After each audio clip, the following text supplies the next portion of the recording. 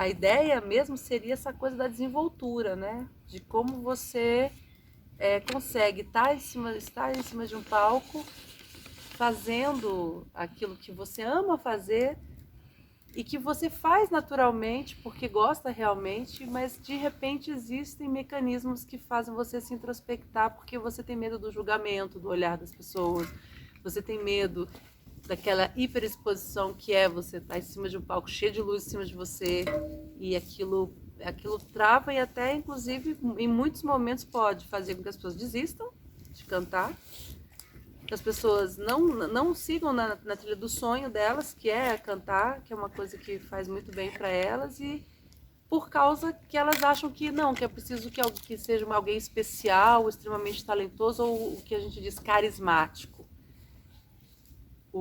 Aí o carismático, no meu ponto de vista, tem muito mais a ver com a verdade que a pessoa imprime. Ser carismático e ter presença de palco não é, para mim, eu faço isso, mas é porque tem a ver com a minha personalidade, né? Não é gesticular demais, dançar demais, não sei o quê. Não, mas a pessoa cantando só ela ali, às vezes parada. Dona Onete mesmo tem uma energia, ela tem um carisma. Todo mundo que vê o show da Dona Onete, né, Mazão? Eu já levei o Tosca para ver o show dela, fica babando, porque ela tem uma presença de palco, ela não precisa se movimentar. O negócio dela é daqui aqui, ó. E as mãos e como a verdade é colocada, mas você só consegue se livrar de todas essas outras camadas de emoções e sentimentos até chegar na sua verdade e expô-la sem se sentir propriamente exposto, apenas sendo, se você tem recursos internos para isso. E eu acredito que, eu tenho certeza que as ferramentas teatrais são imprescindíveis para que você consiga ser um bom intérprete.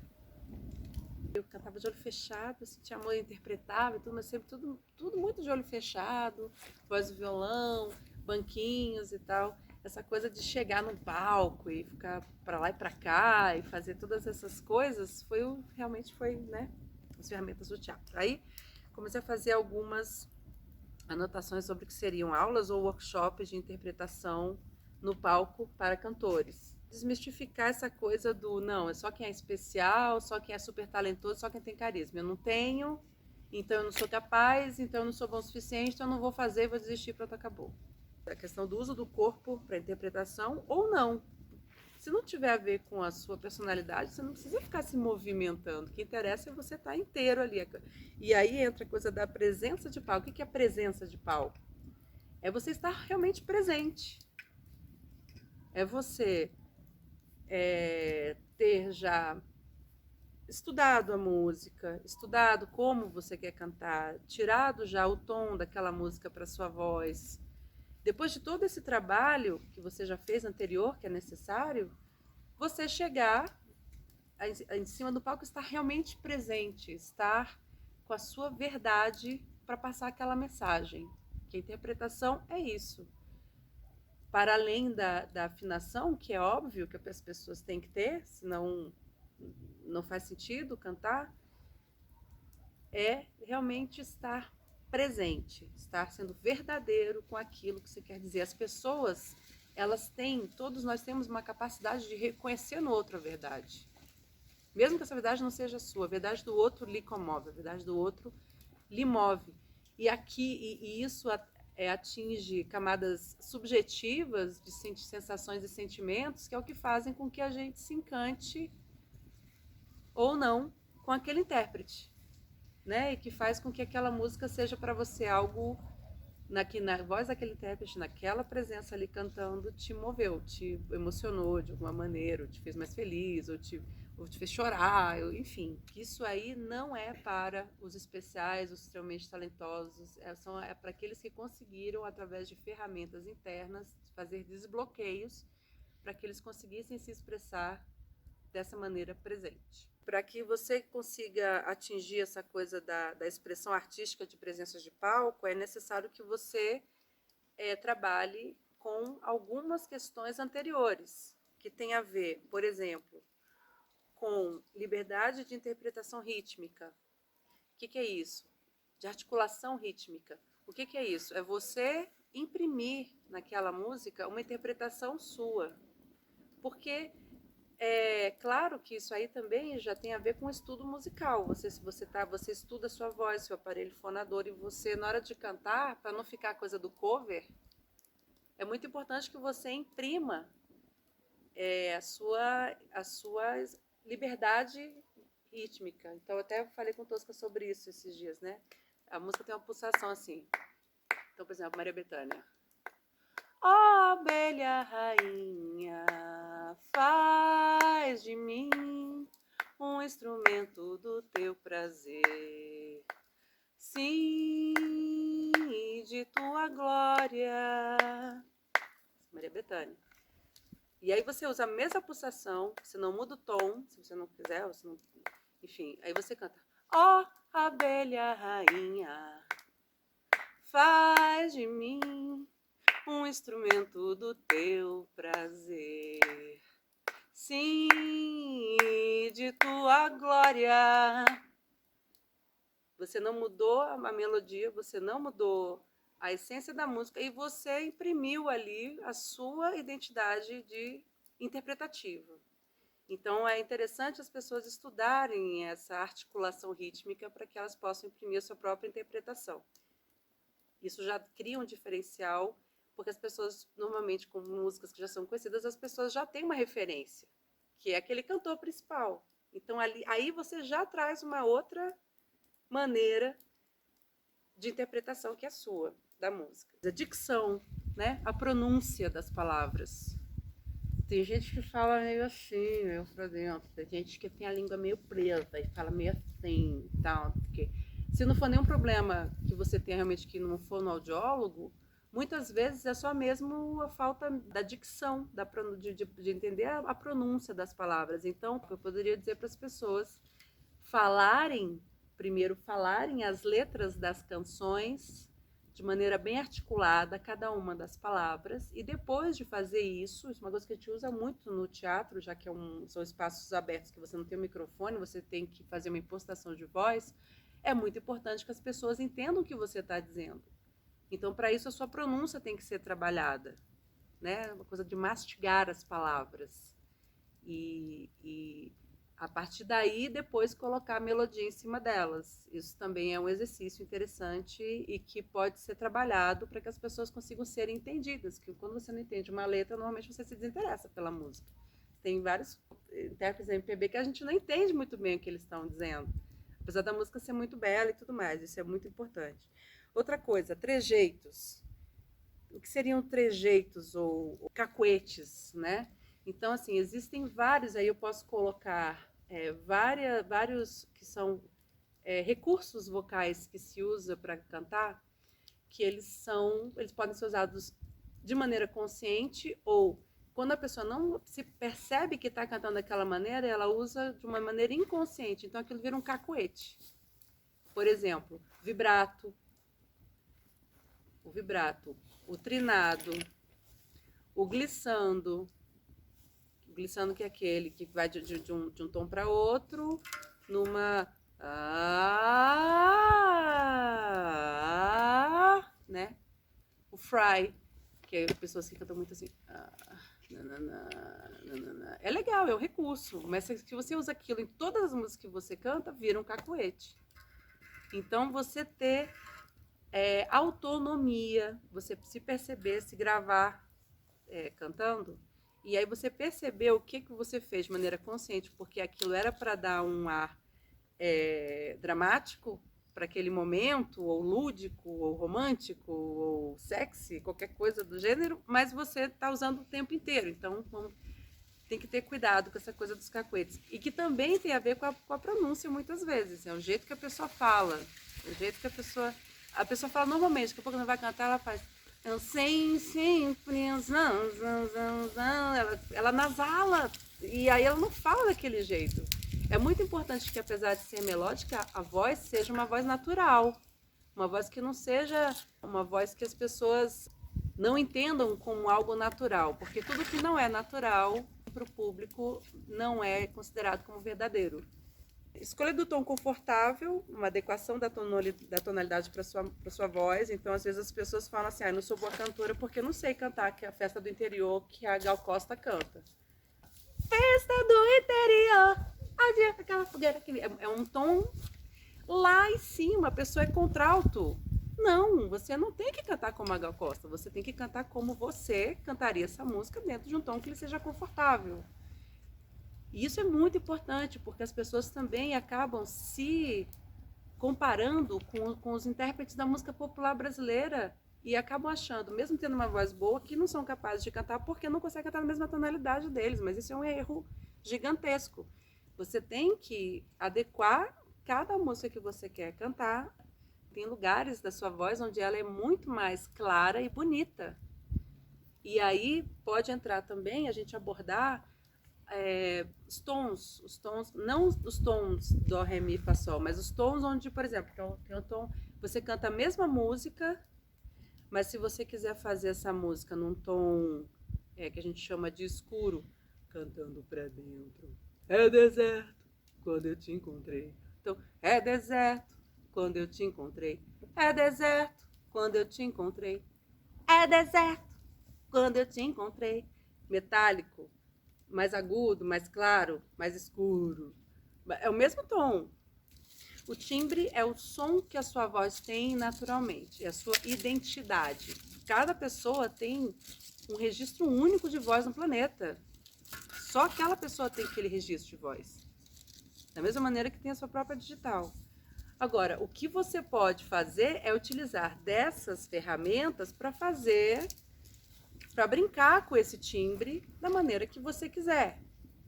E aí entram esses recursos que eu falei, dos tipos de voz. Uma voz mais clara, uma voz mais escura, uma voz metálica, é uma voz estridente, é uma voz anasalada, é uma voz o quê? No mesmo tom de voz, no mesmo tom de música, você pode cantar de diferentes maneiras. Então, a timbragem do que você quer fazer é livre. E você faz como você quiser, da maneira que você quiser, quando você quiser. Isso também é bom para as pessoas se libertarem, de que elas têm que cantar sempre de uma mesma maneira as músicas. Elas podem cantar da maneira que elas quiserem as músicas. E existe uma autolimitação que tem tanto a ver com aquela questão da articulação rítmica quanto a questão da timbragem, que as pessoas ficam ali autoengessadas e não exploram suas possibilidades. Então isso é legal de explicar quais são algumas vozes, como eu fiz agora, e dizer para elas, olha, como você gostaria de cantar essa música? Você escolhe. Isso também é um recurso interpretativo muito interessante. Outra coisa, se você é uma pessoa tímida, muito tímida, a não ser que você queira fazer um desafio, o que é muito legal, você se desafiar e cantar um forró, cantar ritmos mais assim, mais dançantes e tal. Mas se a pessoa é mais introspectiva e ela gosta de cantar coisas mais na dela, por que ela vai se propor a fazer algo que não tem a ver com a personalidade musical dela? A mensagem que ela quer passar tem que estar sempre muito linkada com a verdade dela. E não a pessoa fazer alguma coisa que comercialmente poderia ser interessante, mas que o cara quer cantar um funk pesadão, mas o cara não tem a malícia, não tem a ginga, sabe? Enfim, só para que as pessoas entendam que é muito importante que a mensagem que você passa cantando tenha a ver com a sua mensagem, com a sua verdade interior, com aquilo que te move, com aquilo que realmente te toca. Só assim você vai conseguir tocar as pessoas. Não tem outra maneira de fazer isso. Então eu falei do vibrato, glissando, silêncio, a respiração, muito importante. As pessoas às vezes ficam muito nervosas, e aí eu mesma tenho até hoje, né? Porque se você não sente um frio na barriga para entrar no palco, para de cantar, cara.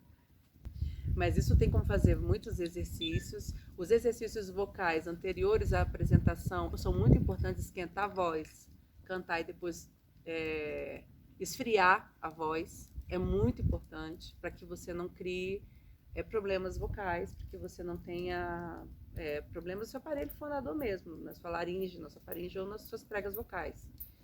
Então isso também é uma coisa muito importante, que também tem a ver com a saúde vocal, da mesma maneira que eu falei da questão do tom. Porque a pessoa tem que estar num tom que lhe é confortável. Não adianta ela querer cantar numa voz, na tonalidade da Daniela Mercury que não é dela, e até poder realmente, né, machucar. Como evitar o branco da letra na hora de cantar?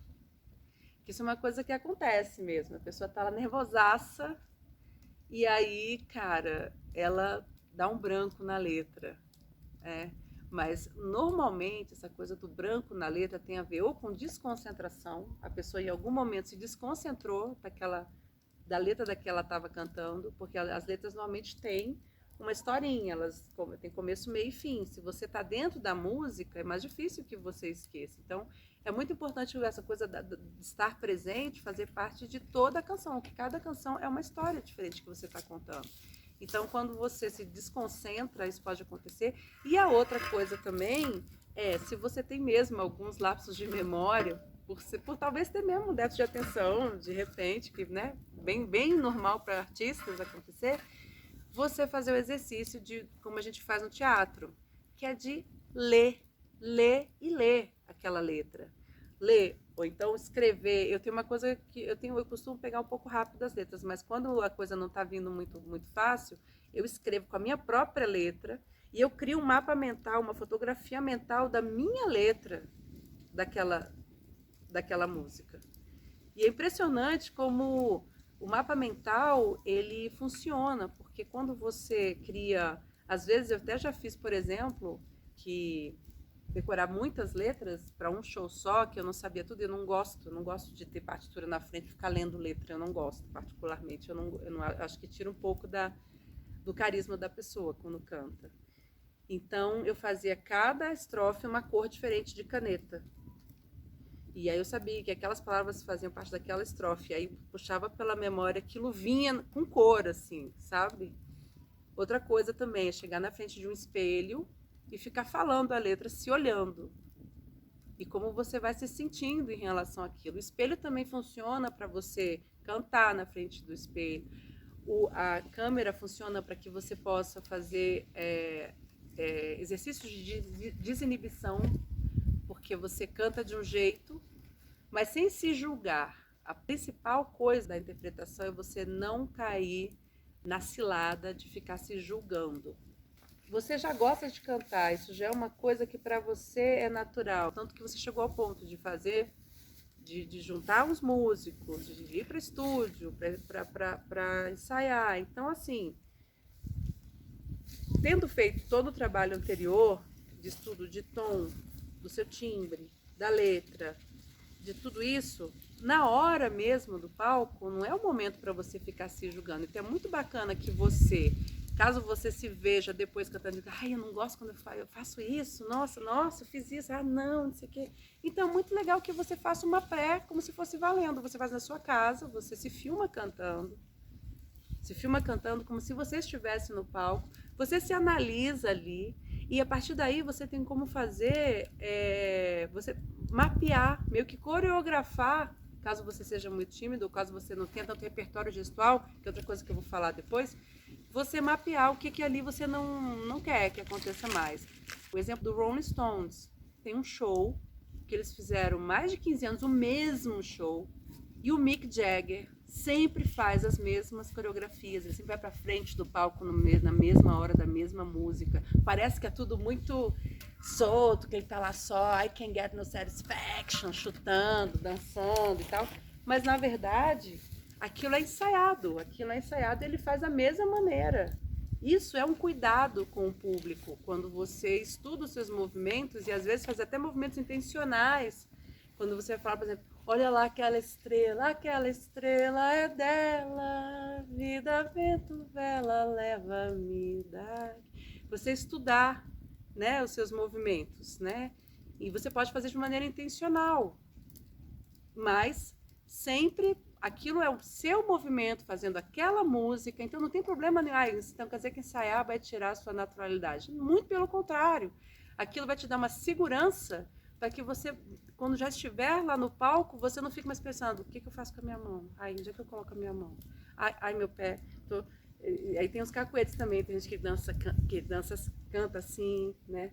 fazendo assim o tempo todo. A não ser que seja rap, né? Mas não é o caso, né, de todo mundo. Ou então a pessoa que fica com a perninha também assim para frente e para trás. Então, palco, figurino, cenário, a roupa dos músicos, cozinheiro usa domo, médico usa roupa branca, frentista usa macacão. Cara, se você tá ali para se expressar artisticamente, não é bacana que você use uma roupa que você vai na padaria. É muito importante até para um respeito em relação ao público, que você minimamente tenha, por exemplo, paleta de cores. Então, se a sua música é uma música mais quente, mais tropical, não sei o quê, colocar cores mais fortes ou blusas floridas, isso é o que eu faço no meu show, por exemplo. Os meus músicos sempre, galera, blusa colorida. Né? Então não adianta, se o cara quer passar uma energia e aí ele vai de preto, os músicos estão de preto e o fundo do palco é preto, aquilo já vai impactar de uma maneira que aquilo já não vai ser tão agradável aos olhos do público, porque o público é que nem comida, ele come com os olhos, ele come com o ouvido. E outra coisa que é muito também interessante em relação a essa questão da timidez, e aí eu vou chegar depois nessa hora, é que o público está ali, saiu da sua casa, ele naturalmente ele já quer gostar de você. Então as pessoas têm muito medo do julgamento, não sei o quê, mas o público que está ali sentado, ele torce para que você faça uma boa apresentação e não o contrário. Então as pessoas têm que entender que o público é um aliado delas. E que essa troca de energia com o público é fundamental. Ai, mas eu não sei olhar para o olho das pessoas. Mas não tem problema, você não precisa olhar para ninguém especificamente. Você pode, inclusive, olhar para um ponto do palco que não tenha ninguém e fazer um gesto como se estivesse falando com alguém. Aquelas pessoas que estão nas laterais vão achar que foi com elas. Não tem problema nenhum. Você talvez não ter essa facilidade de olhar no olho das pessoas e chamar alguma coisa assim. Então, olha para os vãos que estão entre as pessoas e aí sorri, ou fala, ou pisca, sei lá, faz alguma coisa. Mas é muito importante que o intérprete não se volte só para si, porque quando ele canta só de olho fechado, ele não cria esse vínculo com o público também não se vincula com ele. Então fica muito difícil que haja uma troca nesse momento, né? E essa troca é fundamental para que você, inclusive, faça uma apresentação boa, de experimentar as possibilidades se apropriando da sua voz, né? Cantar mais, pode cantar mais assim, pode cantar mais assim, pode cantar mais assim, pode... enfim, entender a questão da dicção e da voz, o aparelho fonador, entender, dar uma estudada mesmo, assim, o que é laringe, o que é faringe, o que são pregas vocais, o que acontece. Tudo isso que eu estou falando tem a ver com a apropriação que você está fazendo dentro de um território que você pretende dominar, que você pretende saber do que se trata. Então você tem que estar ligado em todos os detalhes. Quando eu falei do figurino, também tem a ver com luz, a luz que tem a ver com aquela paleta, daquelas cores, daquele figurino, que também tem a ver com o cenário que você resolveu colocar, com pontos ou não de luz. Fazer com que a sua apresentação seja também uma experiência para além só da apresentação musical. Seja uma experiência para o público. Assim, o uso do repertório gestual. Repertório gestual, o que seria isso? A pessoa está lá cantando, ela tem uma voz linda, ela tem uma voz que emociona, a voz dela é incrível, mas ela fica lá parada, tensa, com o ombro para cima, morrendo de medo, canta para dentro, canta de olho fechado, faz assim. Tudo isso vai atrapalhar você de cantar bem. Então é legal você abrir o peito, é legal você ter uma postura de palco para que você esteja com seu pulmão disponível, para que você esteja com, né, isso aqui, essa parte toda que vai desde a boca até a traqueia, desimpedidos, não cantar assim, nem assim, ter uma postura para cantar, tem um distanciamento do microfone que normalmente é de 4 dedos a partir da boca. O microfone não pode ser de frente demais, senão a sua voz fica muito metálica. É interessante que ele fique mais na diagonal. Isso tudo também faz parte da questão da interpretação. O que você quer fazer, se você quer se desinibir em relação a como você se manifesta através do gestual, é muito importante que você perceba partes do seu corpo. As pessoas são muito desconectadas do seu próprio corpo. Elas andam, mas todos os movimentos são muito mecânicos. Então você prestar atenção no seu quadril, você dá umas dançadinhas em casa, umas reboladinhas, dá umas andadas, parar, ombro, dá uma olhadinha para um lado, faz alguma coisa assim. Isso tudo não precisa ser na frente das pessoas no primeiro momento se você estiver muito tímido. Você pode fazer isso em casa. Todo mundo faz algumas loucuras no banheiro, no espelho, no chuveiro. Mas perceber, e aí propor uma técnica de respiração que é você sentir as suas pernas, mexer seus dedos do pé, e aí subir mais um pouco, tentar dar uma avivada aqui na panturrilha, mexer, né? Enfim, essa coisa de você. O gestual vai vir conforme o que você quer, mas ele não vai surgir assim. Se você não usa, você tem que dar uma olhada no seu próprio corpo e no que você acha que no seu corpo poderia se expressar naquela música especificamente. Então, é paulatino, é de música a música, né? De como a pessoa quer. Mas, de qualquer maneira, essa postura de deixar as vias aéreas desimpedidas é fundamental sempre, né? Então, existe essa coisa de que o corpo canta inteiro, mesmo que você não queira usá-lo, mas ele está ali, ele está para jogo para você o tempo inteiro. Então, você pode fazer deslocamento, pode para potencializar a interpretação, a intenção e a intensidade, para tornar mais potente as palavras, o gestual também ajuda muito. Então, você vê o que você acha que você considera que seja confortável e esteticamente bonito para que você componha o seu repertório gestual para interpretação. O Deto falava sempre essa coisa, por exemplo, que é: se você não se diverte, eu não me divirto olhando você. Então, no palco, você tem que ser muito verdadeiro. Não adianta você querer fingir uma tristeza que você não está sentindo. O público tem uma capacidade imensa e uma sensibilidade gigante para entender que você está forjando aquele sentimento, quando ele não é verdadeiro. Então, não forje, não force, não finja, né? Isso é muito importante. Nunca usar de inverdades quando você está ali no palco, porque o público percebe e sente. Ele vai sentir exatamente o que você estiver sentindo. Então, seja verdadeiro com os seus sentimentos o tempo inteiro, né? Seja linkado com eles. Outra coisa também, não querer imitar ninguém. É claro que todos nós temos referências. Todo mundo tem, eu tenho, todo mundo tem.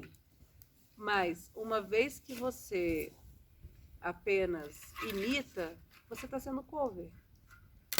E nem você quer isso, ninguém quer isso, a não ser que seja intencional, a banda de baile que está fazendo cover, ok?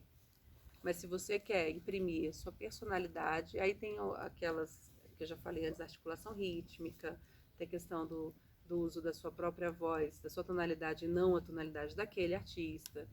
Uma série de questões assim, porque as pessoas, às vezes, se permitem estar experienciando cada canção, pois cada dia que você canta, mesmo que seja a mesma música, você vai estar com um estado de espírito diferente. Então, há sempre o que se descobrir e o que se redescobrir, mesmo estando cantando a mesma música várias vezes. Tem isso também, de não deixar a chama apagar. Se aquela mensagem é uma mensagem importante para você, a cada momento que você interpretá-la, ela vai ter uma conotação diferente também para você também. Você pode também descobrir outros significados ali. E aquilo também vai ser transparecido para o público, né? O principal é você sentir. Então, por exemplo, se vem um julgamento, um auto-julgamento, minha mão não devia estar mexendo aqui, não. Ou então eu devia estar mexendo a minha mão. Você vai rapidamente, muito rapidamente, fazer uma opção. Ou você opta por aceitar aquilo e fazer, sem que aquilo atrapalhe na sua interpretação, ou você simplesmente não aceita que aquilo vai atrapalhar na sua interpretação, mas é uma fração de segundos, assim.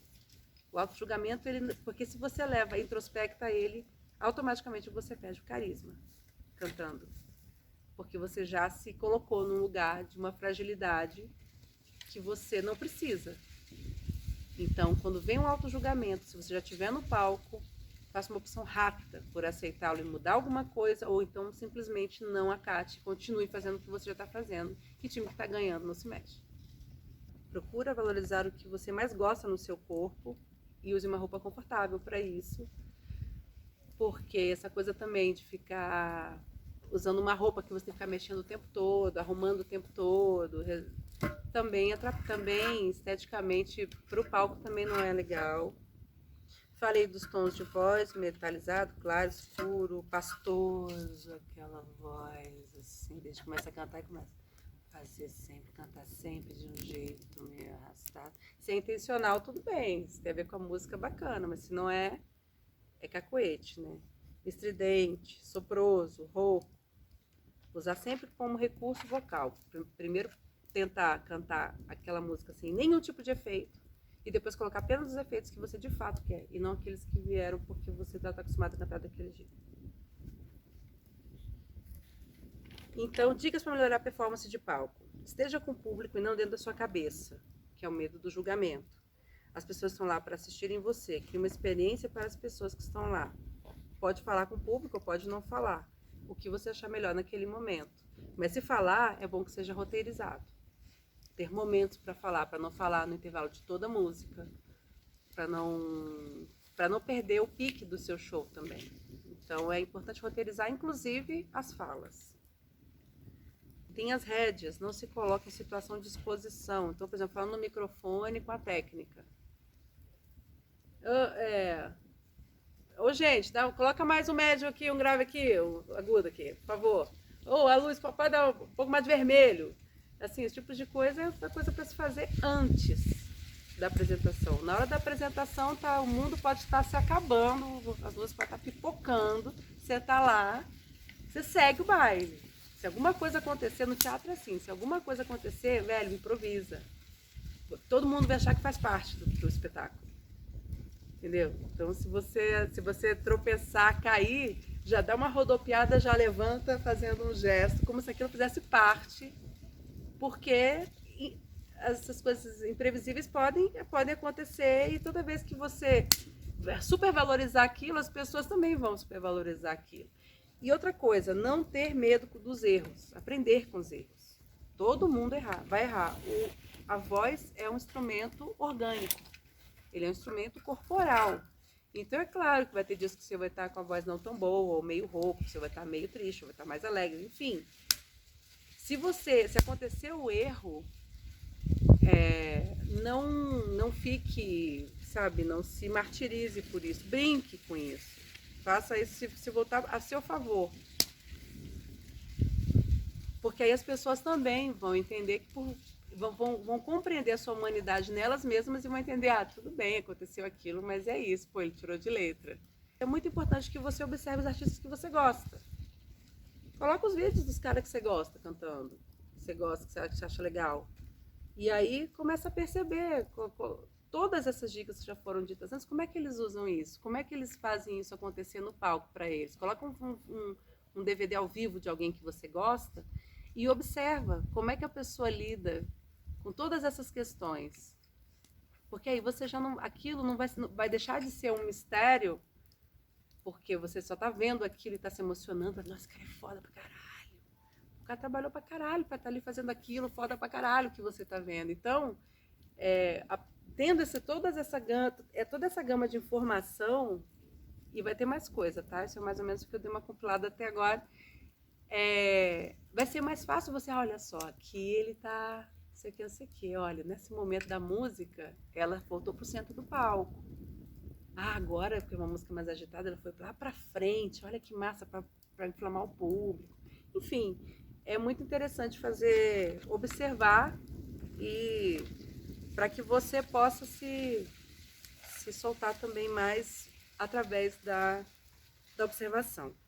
Tem mais outros enfeites de voz que podem ser usados, apogiatura, que é colocar um tom abaixo ou acima da música, no final da letra, por exemplo, sabe?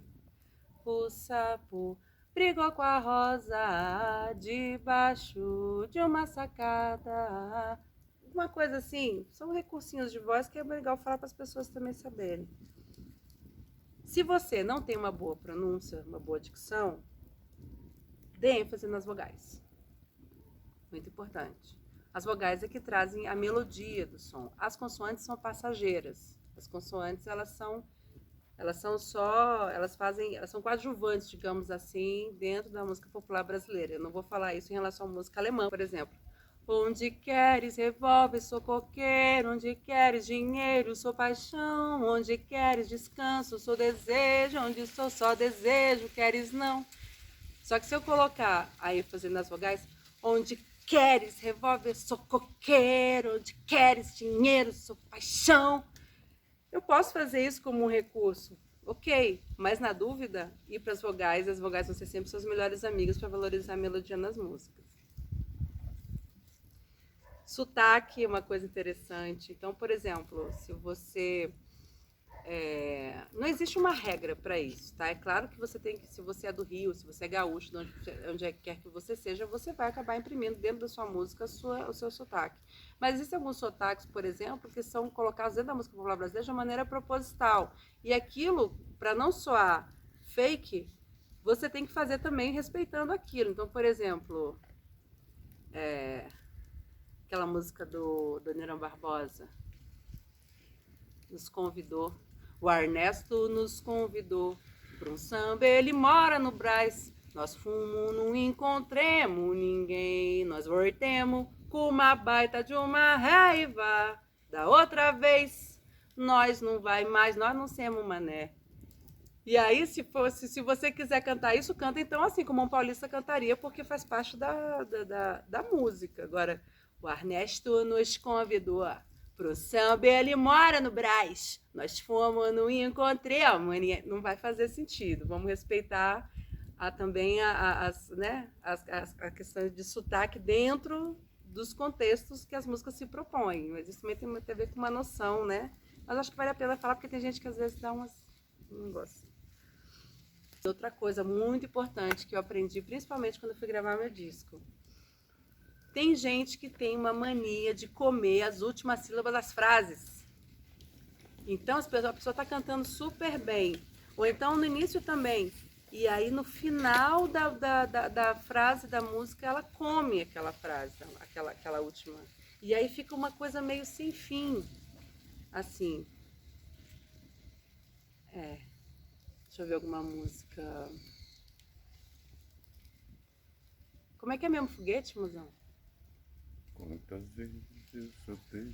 Quantas vezes eu soltei foguete, imaginando que você já vinha. Ficava cá no meu canto, calada, ouvindo a barulheira que a saudade tinha. E não cantar. Quantas vezes eu soltei foguete, imaginando que você já vinha.